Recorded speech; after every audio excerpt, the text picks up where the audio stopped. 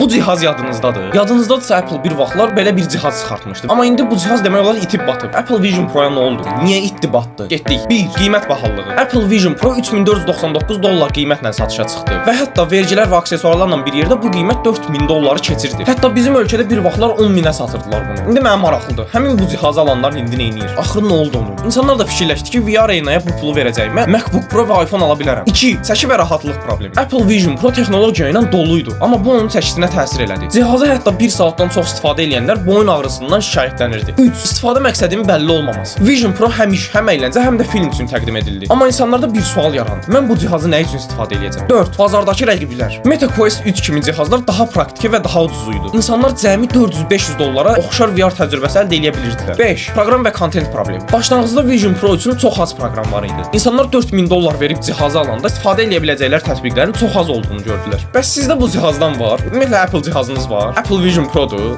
iPhone-dur. Şərhdə qeyd edin.